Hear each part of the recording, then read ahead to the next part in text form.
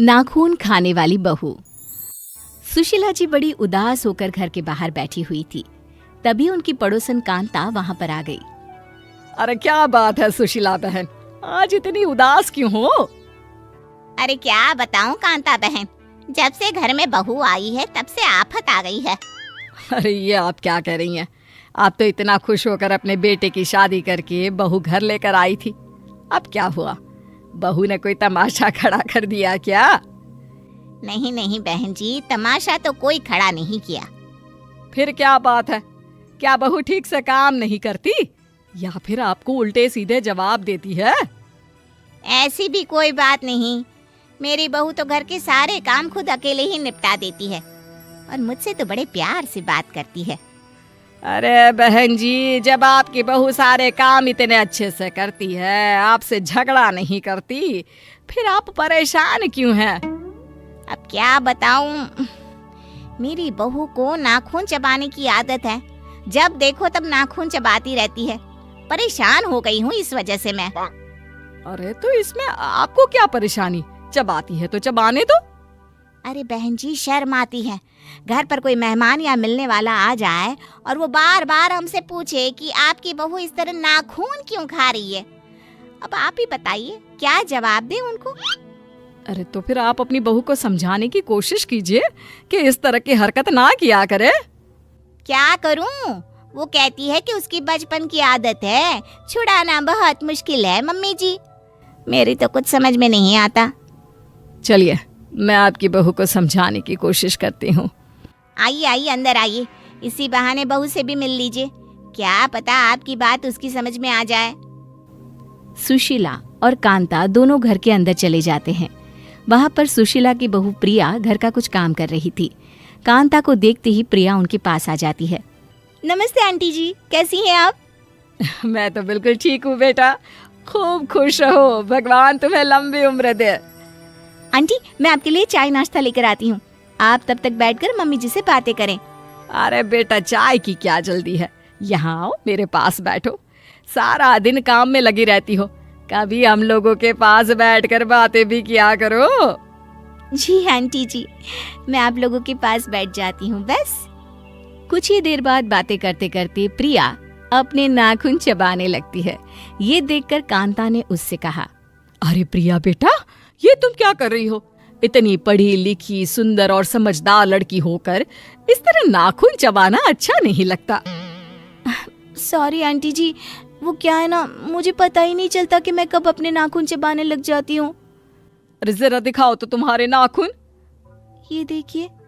देखा आपने, प्रिया ने अपने नाखून चबा चबा कर पूरी तरह गायब कर दिए हैं। अब कौन समझाए इसे? अरे कोई बात नहीं, लेकिन बेटा तुम्हें इस तरह नाखून नहीं खाने चाहिए। देखो, अगर तुम इस तरह की कोई भी हरकत करोगी ना, तो कोई तुम्हारी अच्छाइयों को नहीं देखेगा, सब तुम्हारा मजाक बनाएंगे। आपकी बात सही है आंटी, लेकिन मैं क्या करूं? मेरा अपनी इस आदत पर बिल्कुल कंट्रोल नहीं है। लेकिन बेटा, मैंने भी तुम्हें कितनी बार कहा है, तुम्हें कोशिश तो करनी चाहिए ना। अच्छा, कोई बात नहीं प्रिया, कल मेरे घर पर छोटी सी पूजा है, मोहल्ले की कुछ औरतें भी वहां पर आएंगी। मैं चाहती हूँ तुम भी हमारे घर आओ। जी बिल्कुल, मैं मम्मी जी के साथ आपके घर जरूर आऊंगी। अगले दिन सुशीला जी अपनी बहू प्रिया के साथ कांता के घर पूजा करने के लिए जाती है। प्रिया मोहल्ले की औरतों के साथ बैठी हुई थी। तभी अचानक से मोहल्ले की एक औरत सीमा के चिल्लाने की आवाज आई।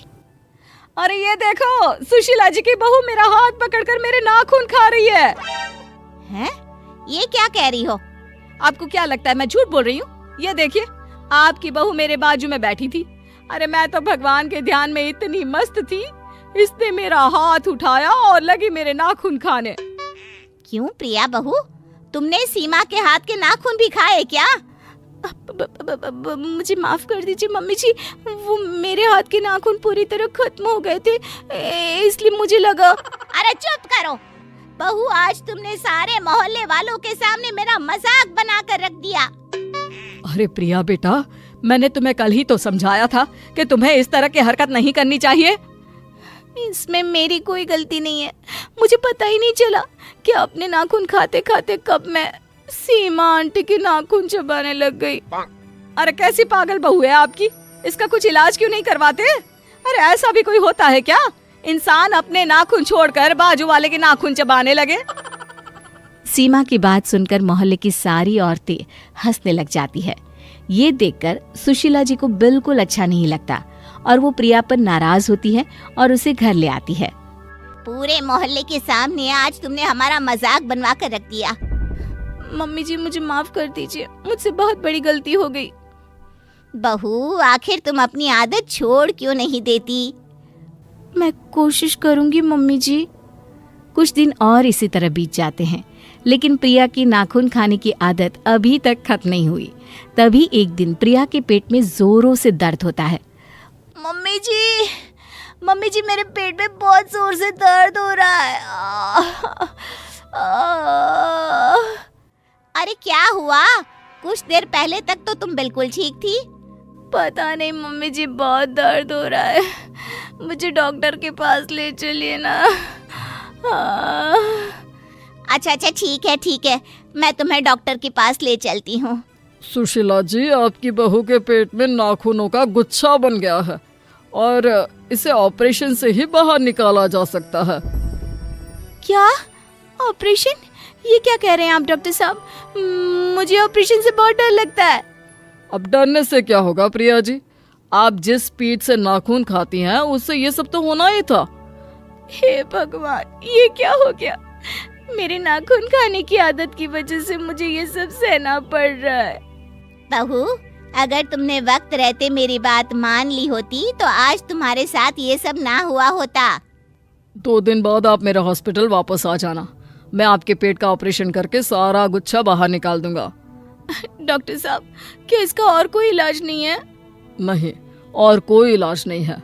और हाँ, अगर एक बार ऑपरेशन होने के बाद आपने फिर से नाखून खाना शुरू किया तो अगली बार ऑपरेशन करना भी मुश्किल होगा। फिर तो सीधा भगवान जी ही इसका इलाज करेंगे। नहीं डॉक्टर साहब, मुझे इतनी जल्दी भगवान के पास नहीं जाना। 2 दिन के बाद सुशीला जी अपनी बहू प्रिया को डॉक्टर के पास लेकर जाती है। प्रिया को हॉस्पिटल में एडमिट करने के बाद उसे ऑपरेशन थिएटर में ले जाया जाता है। 1 घंटे के बाद जब प्रिया होश में आती है। मम्मी जी, मेरा ऑपरेशन ठीक से तो हो गया ना? मुझे कुछ होगा तो नहीं ना? क्यों, तुम्हें अच्छा नहीं लग रहा क्या? नहीं मम्मी जी, ऐसी कोई बात नहीं है, लेकिन मुझे पता है डॉक्टर ने मेरा पेट काट कर नाखून का गुच्छा बाहर निकाला होगा और अब मुझे कई दिनों तक एक बिस्तर पर पड़े रहना होगा। प्रिया की बात सुनकर डॉक्टर और सुशीला दोनों जोर जोर से हंसने लगते हैं। ये देखकर प्रिया हैरान रह जाती है और पूछती है, अरे ये क्या बात हुई? मेरा ऑपरेशन हुआ है और आप लोगों को हंसी आ रही है। नहीं प्रिया जी, आपका कोई ऑपरेशन नहीं हुआ है। हाँ, तो फिर मैं बेहोश क्यों थी और मुझे हॉस्पिटल में एडमिट क्यों किया गया? तुम्हें डराने के लिए, और किस लिए? इतनी बार तुम्हें समझाया कि तुम्हें नाखून नहीं खाने चाहिए, लेकिन तुम्हें समझ में ही नहीं आता था। मुझे लगा कि यही एक सही तरीका है। लेकिन उस दिन भी तो डॉक्टर साहब ने कहा था कि मेरे पेट में दर्द नाखूनों की गुच्छी की वजह से है। वो मैंने आपसे इसलिए कहा था क्योंकि आपकी सासू माँ ने मुझे ऐसा करने के लिए कहा। अगर मैं और आपकी सासू माँ आपको डराते नहीं तो आपकी नाखून खाने की आदत कभी नहीं जाती। तो क्या मैं बिल्कुल ठीक हूँ? मेरा पेट कटा नहीं है? जी नहीं, बिल्कुल भी नहीं, आप एकदम ठीक है। बस थोड़ी देर के लिए आपको बेहोशी का इंजेक्शन दे दिया गया था। और वो भी तुम्हें डराने के लिए बहू। लेकिन ध्यान रखना, अगर आगे से नाखून खाए तो सचमुच तुम्हारा ऑपरेशन करवा दूंगी। अपनी सास की बात सुनकर प्रिया जोर जोर से हंसने लगी और साथ ही उसने मन ही मन ये निश्चित भी कर लिया था कि वो कभी अपने या किसी और की नाखून नहीं खाएगी।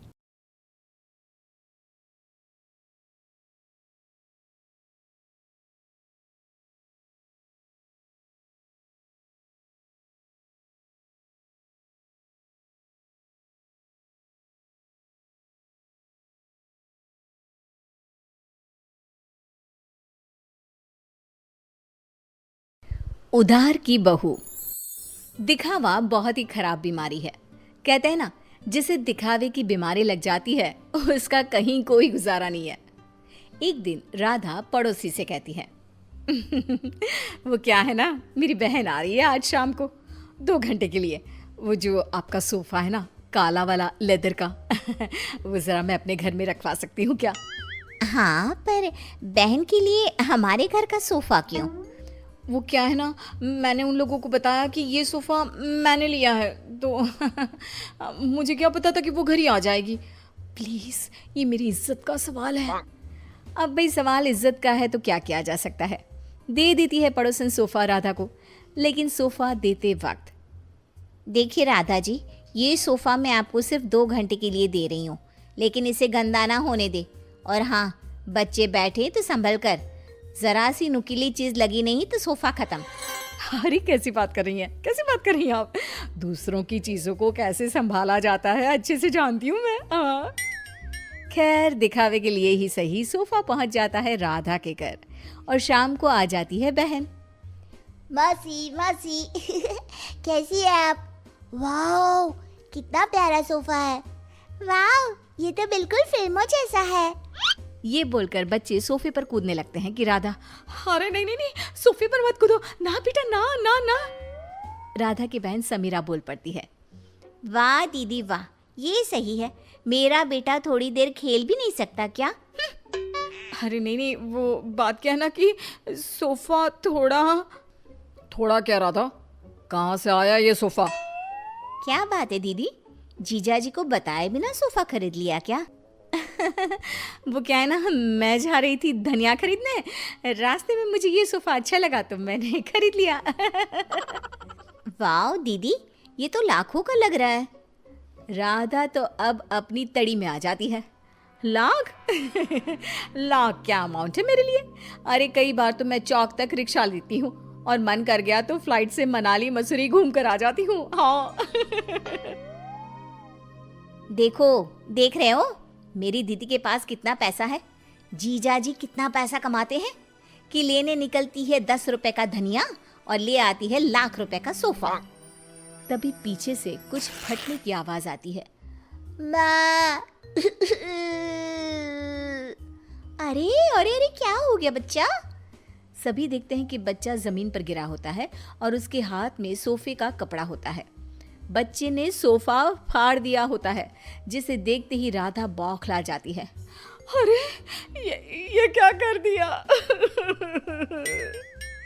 राधा को तो न जाने क्या हो जाता है, वो जोर जोर से रोने लगती है। अरे क्या हो गया? फट गया तो दूसरा ले लेना, फिर कभी मिर्ची धनिया लेने निकले तब ले लेना। क्या समीरा, कैसी है तुम्हारी दीदी? इतनी छोटी सी चीज के लिए ऐसे रो रही है जैसे खुद खरीदा सोफा नहीं, पर हम लोगों को दिखाने के लिए पड़ोसी से मांग लाई हो वो सोफा पटा हो। समीरा, क्या सच्ची? हाँ, वैसे मुझे याद आ रहा है, पड़ोसी के घर थोड़ी देर पहले ही ये सोफा उतारा जा रहा था। वैसे दीदी ये कर सकती है, उनसे यही उम्मीद है। लेकिन दीदी, ये तो मैं थी, आपकी छोटी बहन, मुझसे दिखावा करने की क्या जरूरत थी? मुझे माफ कर दे, मैं आपसे किसी का सामान लेकर नहीं आऊंगी।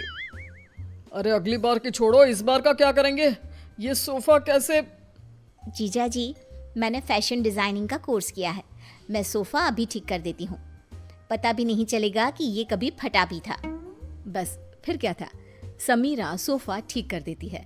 सोफा पड़ोसन के घर चला जाता है, उसे कुछ पता नहीं चलता और राधा कान पकड़ती है कि वो अब से किसी का कुछ भी उधार नहीं लेगी।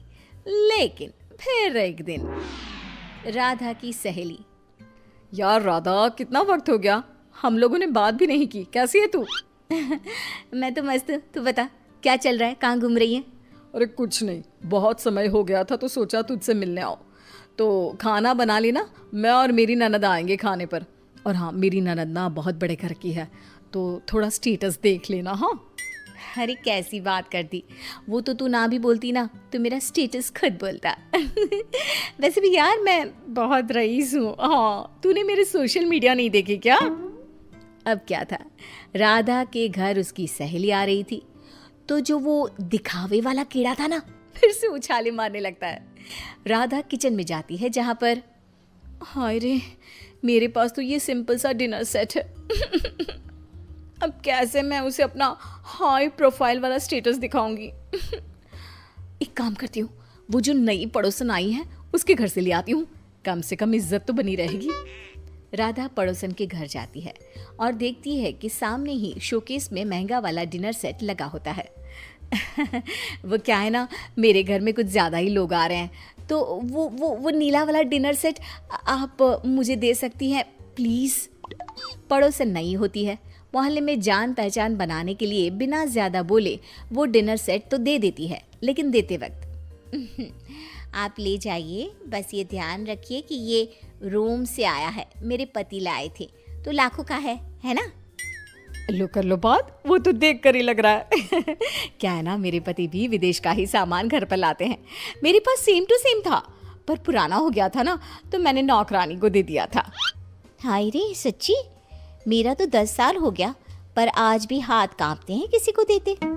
खैर, डिनर सेट लेकर राधा घर आ जाती है।